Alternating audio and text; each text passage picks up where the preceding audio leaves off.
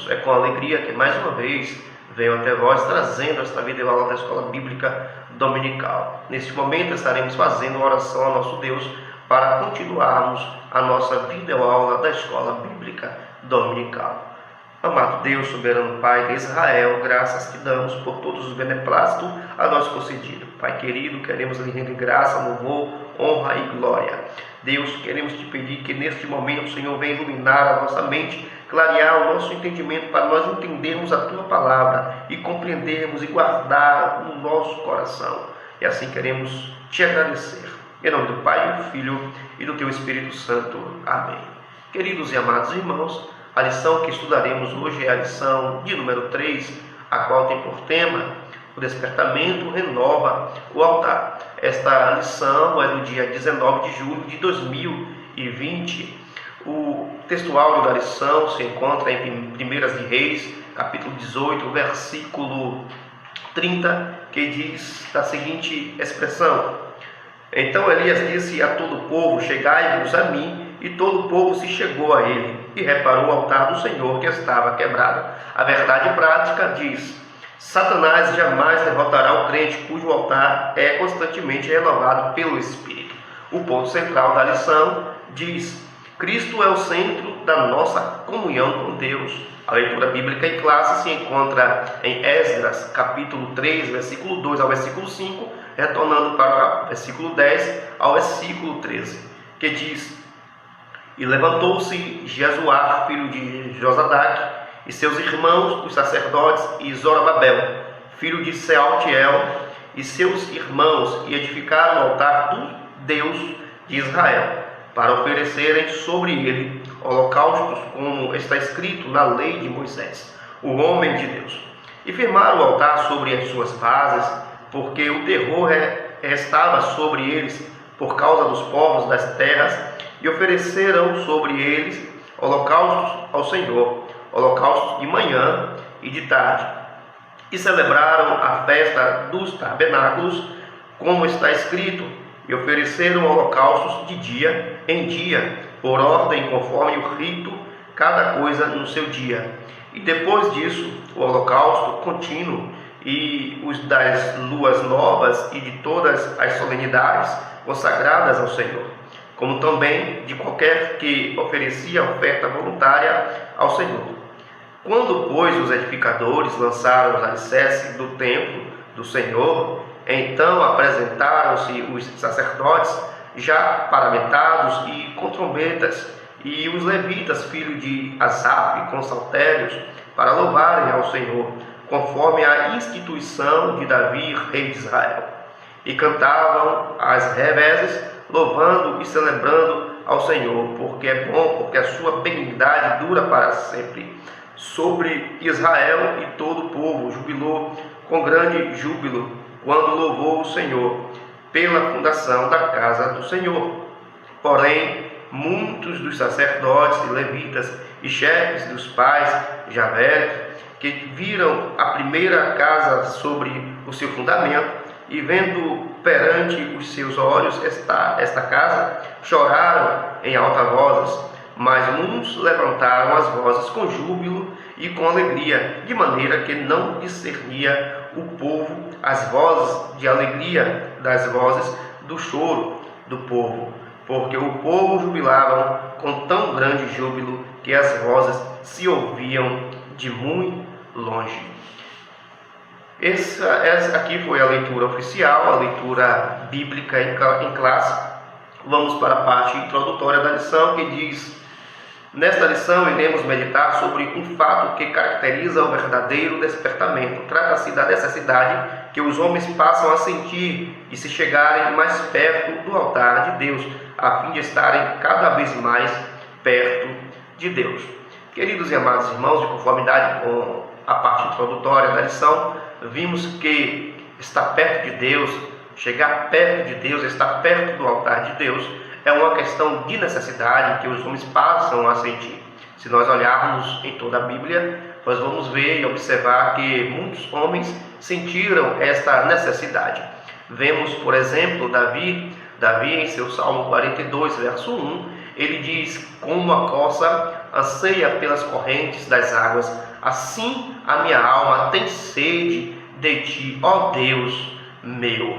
Então, a questão de estar perto de Deus, de estar perto da vontade de Deus, é uma questão de necessidade que nós sentimos. Que nós possamos sentir esta necessidade e almejar em buscar a presença de Deus todos os dias em nossas vidas. O ponto da lição diz, o primeiro ponto, o despertamento conduz o homem ao altar. O subtópico primeiro diz: os judeus sentiam a necessidade do acesso a Deus que o altar lhes proporcionava. O propósito que trazia no coração ao retornarem do cativeiro precisava ser muito firme, porque estavam rodeados de inimigos cruéis. A Bíblia diz: o terror estava sobre eles por causa dos povos da terra. Por isso mesmo o povo sentia que precisava do acesso a Deus através do altar. Este será o holocausto contínuo perante o Senhor, onde vos encontrarei para falar contigo ali. Êxodo capítulo 29, versículo 43. Os judeus agora almejavam estas bênçãos através do altar. Queridos e amados irmãos, precisamos entender pedagogicamente o real significado do altar. Falar de altar é falar de sacrifício, é falar de holocaustos, pois não existe sacrifício sem altar. Para haver sacrifícios e holocausto, precisa de altar. A palavra altar no hebraico é misbear. Misbear, que quer dizer lugar de matança. No grego, significa lugar de sacrifício. Vale a pena salientar que o sacrifício, os holocaustos, antes de ser uma resolução, uma norma dada por intermédio de Deus a Moisés para o povo de Israel, para o povo israelita, vale salientar que esta prática de sacrifícios, a prática de holocausto, já era prevalente, já existia nos tempos, desde da queda de Adão até a destruição do segundo templo, nos anos 70 a.C. Então, era uma prática que já se fazia. Deus, ele já tinha orientado ao povo no antepassado para que se fizesse os holocaustos, para que se fizessem os sacrifícios. No Velho Testamento, no Veterotestamentário, nós temos diversos tipos de altares que foram erguidos. Nós temos altar de terra, nós temos altar de madeira. Êxodo capítulo 27, versículo 1, a Bíblia vai dizer que Deus deu ordem a Moisés para que se fizesse um altar de madeira de cetim. Nós temos altar de pedra, nós temos altar de bronze lavrado, nós temos altar de ouro. Esses são os diversos tipos de altares que podemos encontrar dentro do Velho Testamento. A palavra sacrifício no hebraico é korban, que tem o sentido de aproximar. A palavra holocausto no hebraico é olam ou olá, que tem o sentido, o significado de ascender, de ir para cima. É uma referência à fumaça da oferta queimada. Não somente a fumaça, como na essência, de um modo geral, desta oferta que se subia como cheiro agradável às narinas do nosso Deus, de conformidade com Levítico capítulo 1, versículo 9. De conformidade com o primeiro subtópico, podemos ver e entender que após o povo de Israel ter cumprido os 70 anos de cativeiro babilônico, após o povo de Israel ter cumprido os 70 anos de exílio babilônico, eles voltam para Jerusalém, para a sua terra natal. O primeiro governador dos Medo-Persa, Ciro, ele proclama a volta dos judeus para Jerusalém. Aproximadamente 42.300 judeus voltaram do cativeiro babilônico, fora os seus servos e os cantores de Ciro. O povo de Israel estava cativo, estava exilado em Babilônia, e lá eles não tinham o objeto de culto, o objeto de adoração, que era o altar. Lá eles não sacrificavam, lá eles não ofereciam holocausto a Deus. Se nós observarmos o Salmo 137, versículo 1, é uma alusão a esse episódio, é uma referência ao cativeiro babilônico. Se nós lermos aqui o primeiro versículo, diz da seguinte forma: junto aos rios da Babilônia, nos assentamos e choramos, lembrando-nos de Sião. Então, observe que eles estavam ali na Babilônia, juntos dos rios de Babilônia, rio Quebar, junto dos rios da Babilônia. A Babilônia ficava na Mesopotâmia, regiões entre rios, e ficava dividida entre o rio Eufrate e o rio Tigre. E ali os judeus próximos aos rios, eles lembravam, eles sentiam saudade de Sião. Observe que o pessoal, as pessoas pediam para que eles cantassem cânticos de Sião, mas eles disseram: como nós vamos cantar estando-nos em terras estranhas?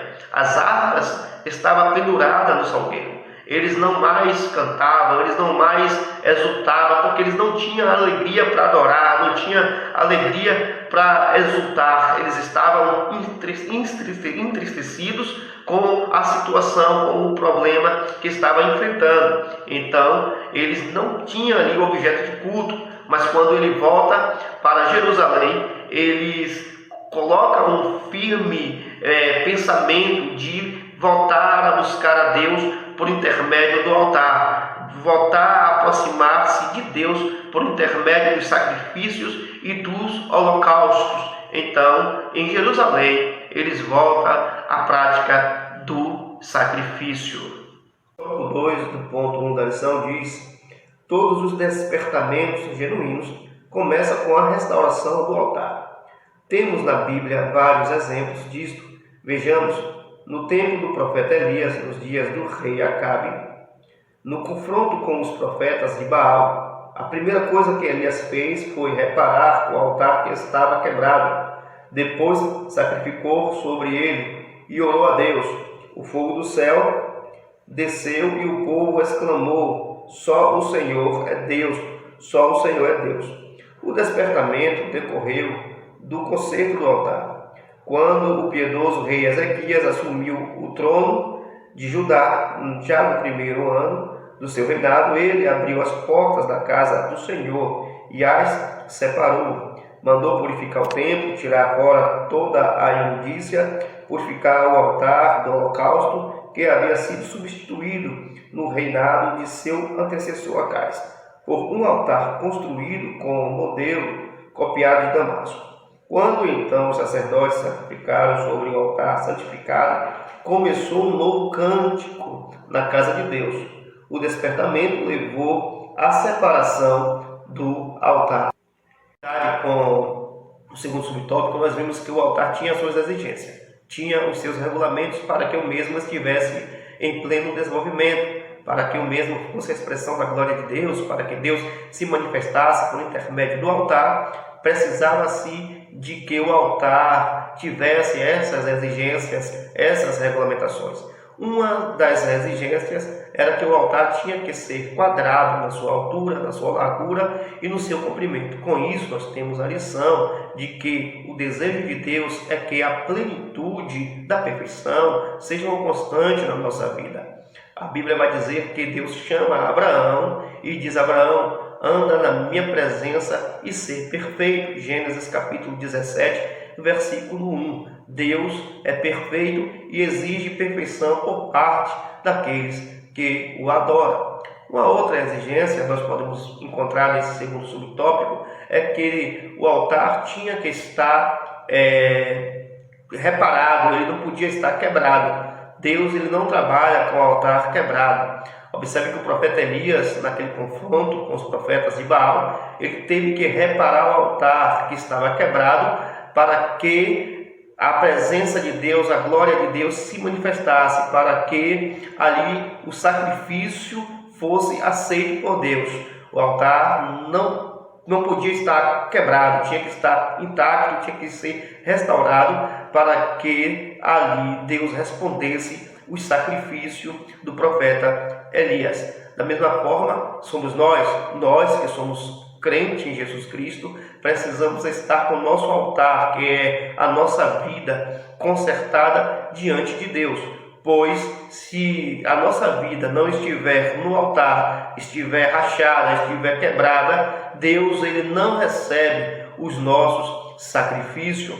Tem muitas pessoas que quer sacrificar, que quer ofertar, que quer dizimar, que quer oferecer a Deus sacrifício de louvor, sacrifício de pregação, sacrifício de oração, mas o altar está rachado, está de mal com o irmão, há dias não fala com o irmão, há dias não fala nem com os seus próprios de dentro de casa, e o altar está rachado. Deus ele não recebe sacrifício de altar rachado, de altar quebrado. Precisa se fazer como Elias, reparar o altar para que a glória de Deus se manifeste em nossas vidas. Ponto de número 2 da lição diz: Cristo, o centro da nossa comunhão com Deus. No tempo do Antigo Testamento, o altar era o ponto central do culto a Deus.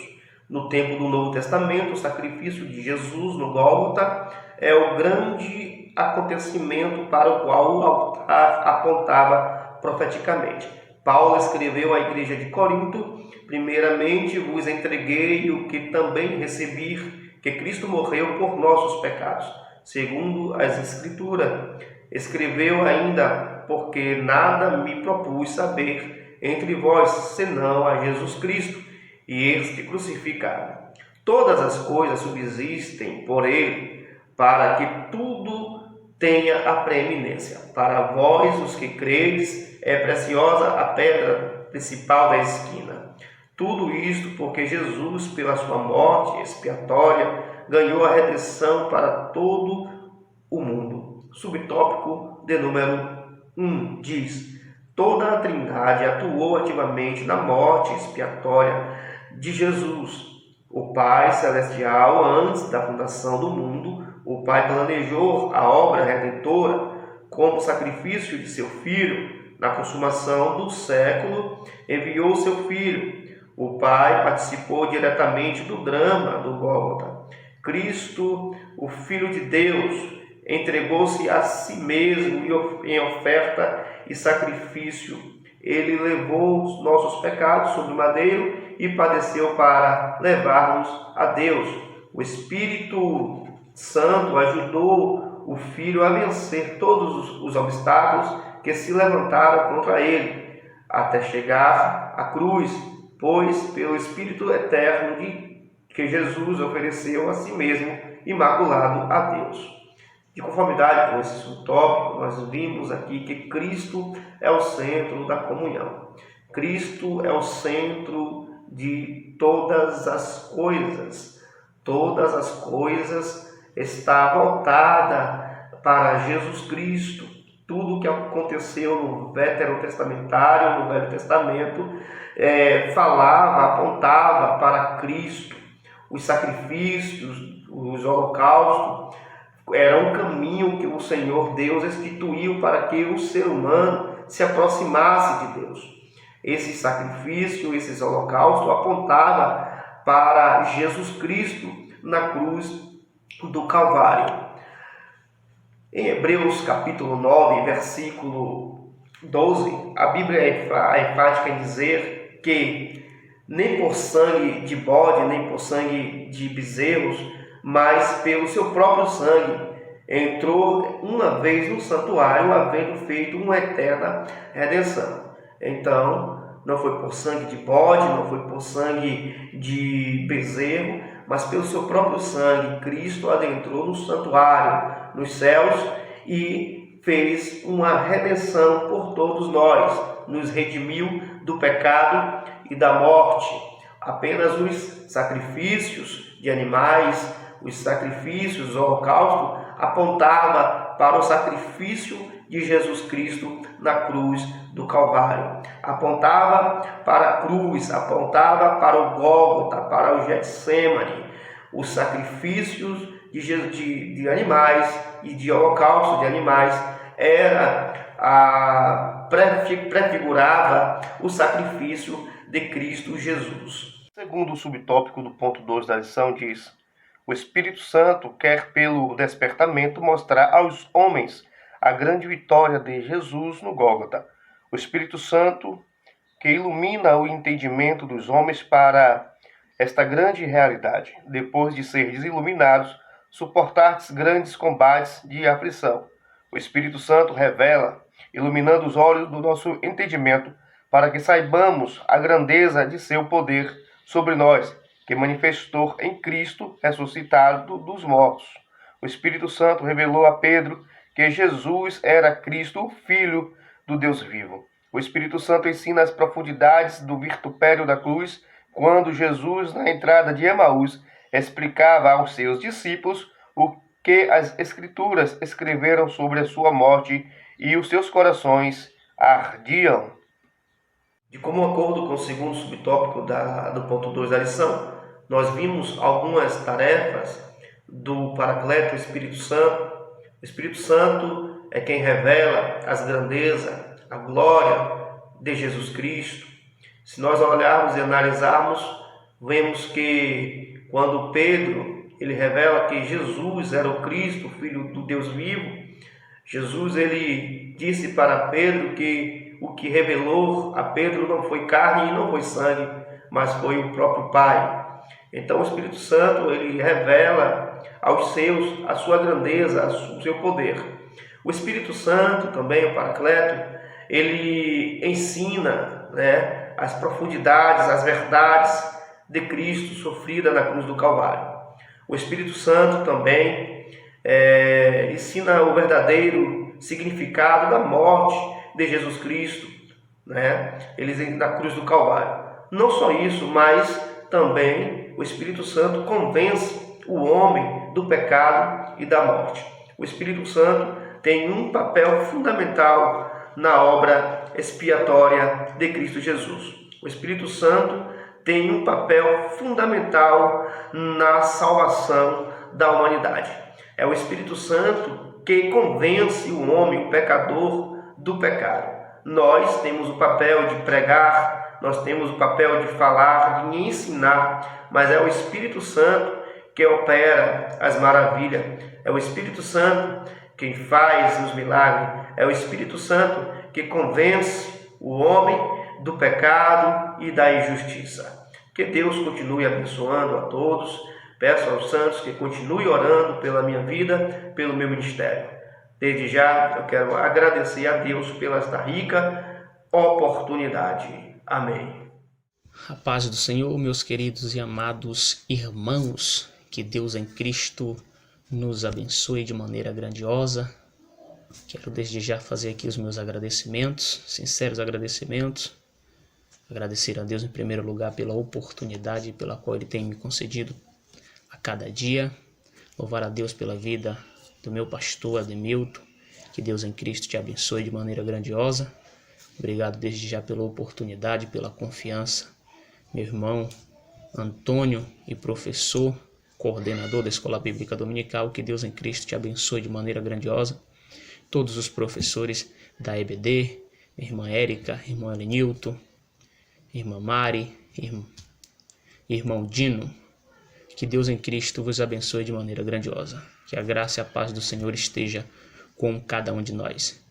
Antes de começar aqui na lição, irei fazer uma breve oração para que Deus possa assim abrir o nosso entendimento, o nosso conhecimento, para que possamos entender um pouco da parte do Senhor.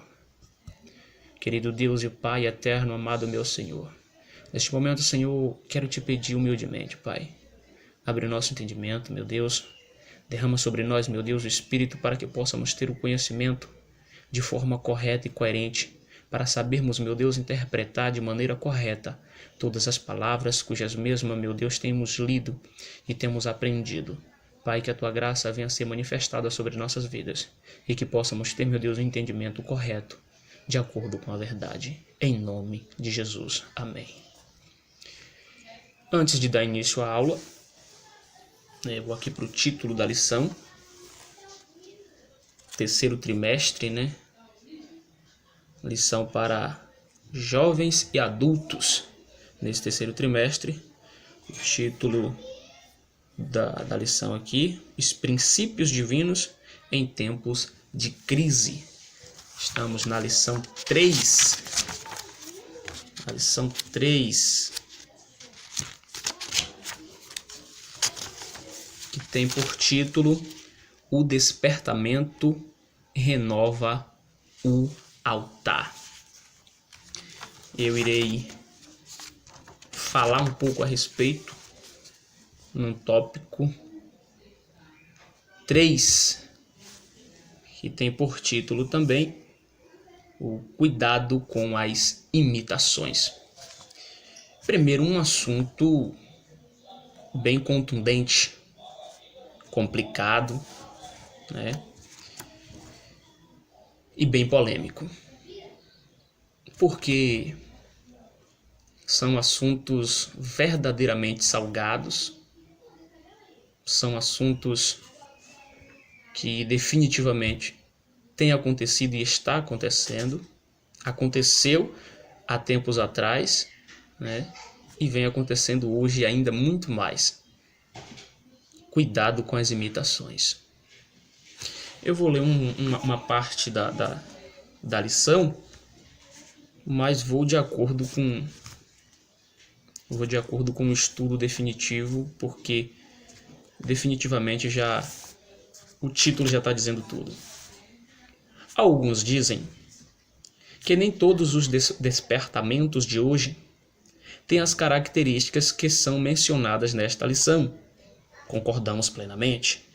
Já no tempo dos apóstolos havia movimentos que realmente tinham alguma aparência de sabedoria em devoção voluntária, humildade e em disciplina do corpo, mas não são de valor algum, senão para a satisfação da carne. Então já vê que vinha acontecendo desde antes, dando seguimento. Também em nossos dias aparecem movimentos que são imitações baratas do verdadeiro despertamento. Muitos destes movimentos empregam técnicas avançadas, olha a importância. Muitos desses movimentos empregam técnicas avançadas de dominações psicológicas. E verdadeiramente é o que vemos. Pessoas intencionadas, pessoas dizendo ser usadas por Deus, mas que intencionada, usando o lado psicológico, né, usando o lado da emoção, através de palavras muito bem trabalhadas, através de um conhecimento que verdadeiramente eles têm, né, justamente pela teologia, né, são formados em teologia alguns, e apresentam pareceres e posicionamentos de acordo com aquilo que aprendeu. Porém que, trazendo para o verdadeiro sentido, esses movimentos definitivamente não são de Deus. Esses movimentos não vêm definitivamente do Espírito, porque essas pessoas têm tentado ludibriar, tentado doutrinar as pessoas, tentando doutrinar principalmente cristãos dentro da igreja através do seu lado emocional, do seu lado psicológico, né, para tentar trazer aquilo que muitas das vezes que ele prega e verdadeiramente não é. Não fazendo aqui julgamento a ninguém, mas precisamos fazer uma coisa importante: examinar as Escrituras, entender definitivamente, fazendo uso de tudo aquilo que está escrito e entendendo de forma correta, pedindo discernimento do Espírito Santo para que possamos entender tudo que está escrito e não sermos enganados diante de algumas pessoas que têm pregado, de algumas pessoas que têm tentado debater contra, inclusive, a palavra, tentando trazer dúvida a pensamento de pessoas. Muitas das vezes você tem o seu ponto de segmento, você tem o seu critério, né? Você tem seu posicionamento de vida e vive através disso, né? Tem seu conceito formado já, que foi formado pela palavra, e vem pessoas de fora tentando mudar esse conceito que você tem, querendo quebrar os princípios que já vêm desde antes, né? Através das Escrituras, através da palavra pela qual nós temos lido e temos nos formado de acordo com tudo que estamos aprendendo. A nossa igreja tem doutrinas, as disciplinas pelas quais nós passamos, né, os princípios pelos quais nós não podemos quebrar, porque é bíblico, princípios bíblicos, tá? que muitas das vezes tem sido quebrado por pessoas. E por quê? Simplesmente por causa de algumas palavras, de alguns direcionamentos de palavras contrário daquilo que você aprendeu. Mas porque, em primeiro lugar, abrimos mão dos nossos princípios, abrimos mão do nosso conceito para viver em cima do conceito de outro. E como eu sempre tenho dito para as pessoas o seguinte, que se você não tem uma opinião formada, se você não tem um conceito de vida, se você quebra princípios para ouvir outras pessoas, você vai ser simplesmente um barco à deriva que vive em cima do pensamento de outro, porque você não tem uma definição de vida, você não tem um pensamento formado, você não tem um critério formado para viver a vida. E esse critério que você tem que formar é através da palavra, através daquilo que a palavra nos passa, através daquilo que a Bíblia nos ensina. E se nós começamos a quebrar princípios por causa de princípios de outras pessoas, tentando fazer o quê? Ludibriar a nossa mente, tentando fazer uma lavagem cerebral de acordo com o conhecimento que ele tem, então impressiona muitos. Então, essa coisa de palavras muito bem sofisticada que tentam jogar e bombardear as pessoas através do conhecimento que tem, realmente impressionam. Impressionam pessoas. Só que isso não pode ter um foco verdadeiro para você, analisando aquele que está pregando por causa de suas palavras. O principal de tudo isso, eu sempre tenho dito, quando você vê alguém pregar, não é julgando ninguém, mas mesmo que foi citado livros bíblicos, mesmo que foi provado dentro da Bíblia por ele falado, é bom que quando você chega em casa, você anote o versículo, você anote o livro da Bíblia pelo qual ele pregou, e você chega em casa e analise. Peça direcionamento a Deus, ao Espírito Santo, para que possa te conduzir de acordo com tudo que foi pregado, para que se verdadeiramente está de acordo com o que foi pregado. Entendeu? Então, é um campo muito complexo, essa coisa de muito conhecimento trazido para as pessoas, tá? Principalmente para aqueles que muitas das vezes não têm um conhecimento totalmente formado de acordo com aqueles assuntos que estão passando. Então existem movimentos, existem uma técnica realmente avançada, porque a revistinha aqui, o narrador da revistinha, quando ele começa a comentar aqui, ele vai comentar justamente sobre isso, sobre técnicas, sobre movimentos, né? Sobre técnicas psicológicas que eles têm, que tentam ludibriar de acordo com o que eles estão pregando, com o que eles estão passando, e tem de fato enganado a muitos. Muitos movimentos que não vêm do Espírito Santo, muita emoção que foi colocada sobre aquela pessoa através daquele que está passando a mensagem, que verdadeiramente não é vindo do Espírito Santo de Deus. E isso é notório, isso é algo bem complexo e que é possível se perceber e entender que não é de Deus. Vou abrir um espaçozinho aqui só para contar uma pequena história que aconteceu, fato verídico, tá? Uma certa feita, uma menina cantou dentro da igreja, e quando ela começou a abrir a boca para louvar a Deus, era tão lindo, mas tão lindo, que as pessoas se impressionavam. Mas ali no meio da igreja tinha uma pessoa, uma irmã de círculo de oração, que orava, que buscava, que jejuava, serva de Deus e usada por Deus. Quando ela começou a louvar, que impressionou, ela nem cantou o hino todo normalmente, ela terminou o hino em línguas estranhas.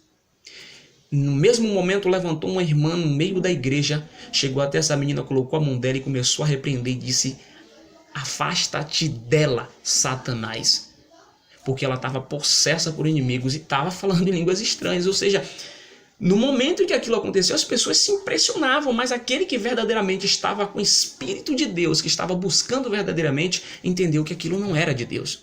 Então existem alguns movimentos que verdadeiramente são de Deus. Não estou aqui falando algo, tá? Que muitas pessoas, quando sente a presença de Deus, sente a presença do Espírito Santo, que pula, que grita, tal, que não é de Deus. Não é isso aqui que eu estou passando. Agora, existem movimentos desse que não vêm de Deus. Porque a Bíblia vai falar que o espírito do profeta está sujeito ao profeta. Então tudo é com ordem e decência. Então existem movimentos verdadeiramente que não são de Deus. Existem pessoas que têm definitivamente pregado heresias. Pessoas que têm pregado, que têm tentado ludibriar a mente de pessoas. Nós conhecemos aqui, inclusive o irmão Antônio, o irmão Elenilton, conhece muitos irmãos que foram iludidos por muito conhecimento de outras pessoas do judaísmo, que chegou apresentando uma tese diferente, provada na Bíblia, tá? Usando uma tese diferente para tentar convencer aquele que tinha uma opinião formada, mas que foi ludibriado pelo muito conhecimento que o outro tinha, porque ele também buscava um conhecimento, mas foi pegado por técnicas psicológicas e muito bem trabalhadas, intencionadas para tirar aquele da fé, e conseguiu. Mas graças a Deus retornou, entendeu que o caminho não era aquele. Então pessoas que vão usar a Bíblia, tá, para pegar palavras, para tentar debater com você e contender de acordo com aquilo que está escrito, mas te provando de forma diferente.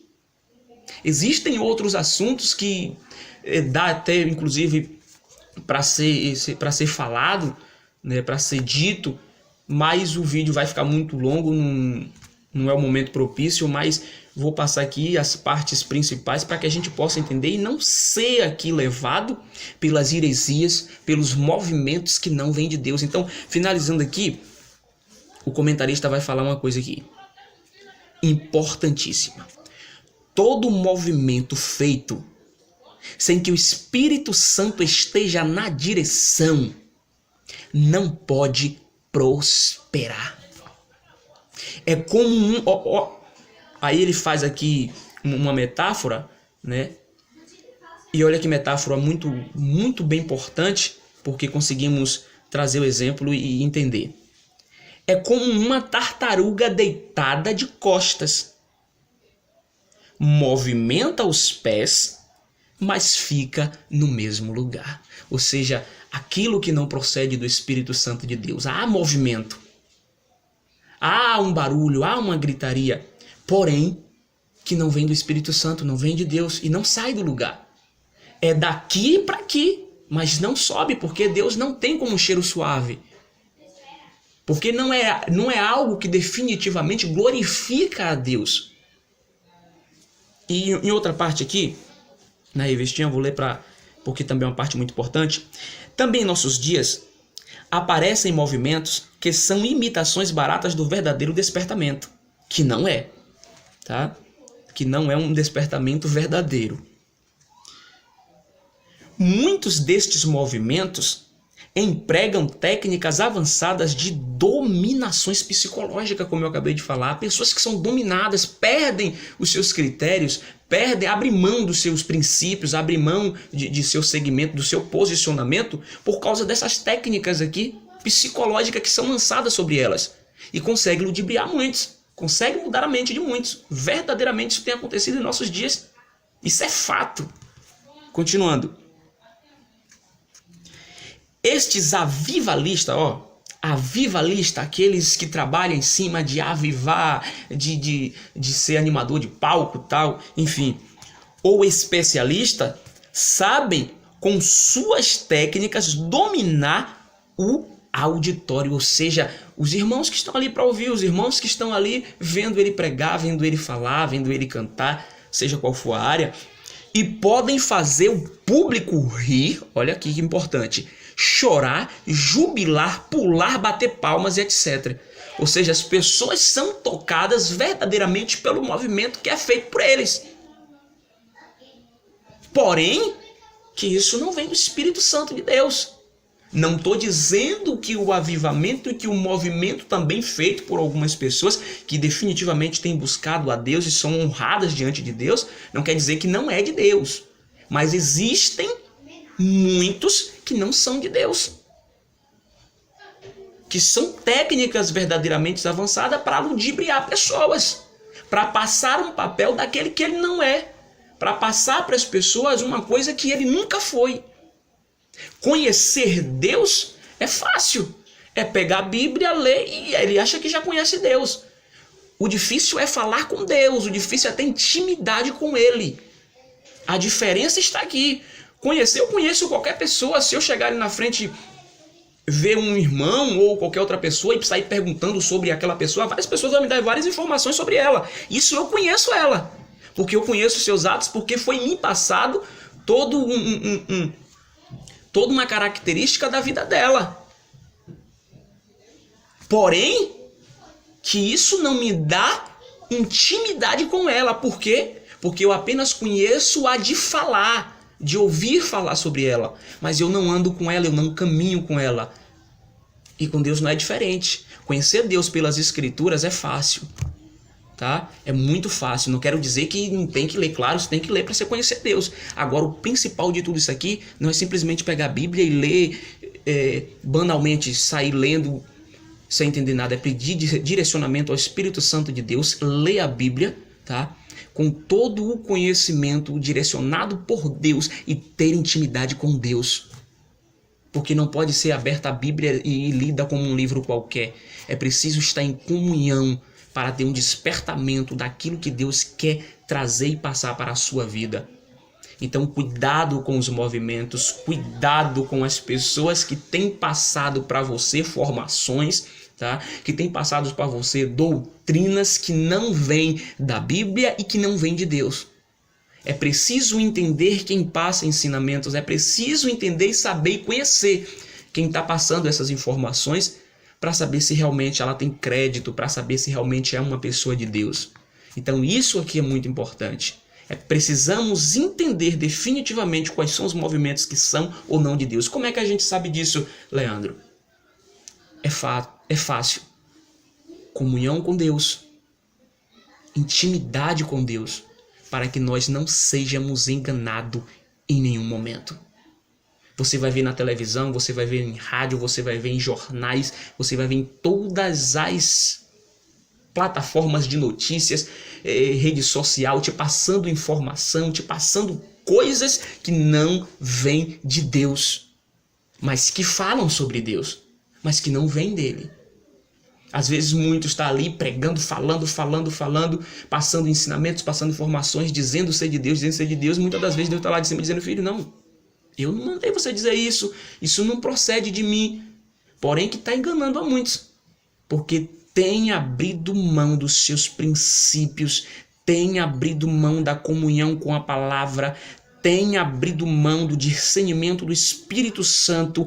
Tem abrido mão de ler a Bíblia para ouvir muito aquilo que o outro e que os outros têm passado, vídeos, pregações pela internet, entre outras coisas que temos que ficar ligados e atentos, porque essas informaçõezinhas simples que vêm aos poucos batendo dentro de você vai acabar abrindo um buraco de informações, te trazendo uma contenda complexa com a Bíblia verdadeiramente falando, tá? Para aquilo que o outro está dizendo, para aquilo que as pessoas estão te informando. Então é preciso ficar de olho aberto e ficar ligado com esses movimentos que não procedem de Deus. Para finalizar, o comentarista da revistinha vai dizer o seguinte: mantenhamos o Espírito Santo na direção. Então veremos cumprir-se a palavra que diz: vão indo de força em força. Na síntese do tópico 3, o estudo sistemático, como eu disse, da Bíblia é necessário para identificar os movimentos que não têm as características do verdadeiro despertamento espiritual. A síntese vai definir tudo aqui de forma mais coerente, correta e simples para você entender. O estudo sistemático, o estudo profundo, o estudo verdadeiro da Bíblia vai te dar o discernimento para diferenciar esses movimentos aqui. No subsídio teológico, o arrependimento expressa uma grande transformação no interior do homem, gerando nele remorso e tristeza pelo mal que praticou. Olha aqui, o arrependimento expressa uma grande transformação no interior do homem, gerando nele remorso e tristeza pelo mal que praticou. Não é por movimentos e emoções causados por pessoas, mas é o Espírito Santo que convence disso aqui, dos erros, das práticas maus, que ele praticou. Para uma transformação verdadeira é preciso uma comoção interna causada pelo Espírito Santo, convencendo o homem do seu pecado para que se volte a Deus. E aí sim há uma transformação verdadeira, não por falsos movimentos, mas por sentimentos verdadeiros causados pelo Espírito Santo de Deus. Arrependimento e conversão constituem uma só experiência, porém exprime dois lados dela.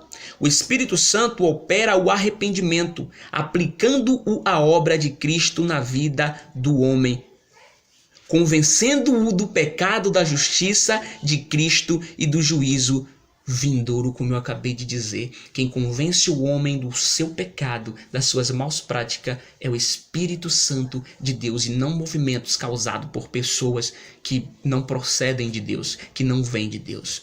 Que Deus em Cristo nos abençoe de maneira grandiosa. O vídeo ficou muito longo, peço perdão aqui, mas eu queria expressar o que Deus colocou no meu coração. E que Deus em Cristo venha abençoar a vida de cada um. Quero desde já agradecer a oportunidade. Irmãos, fiquem ligados e focados em Deus, porque Deus tem muito mais para você.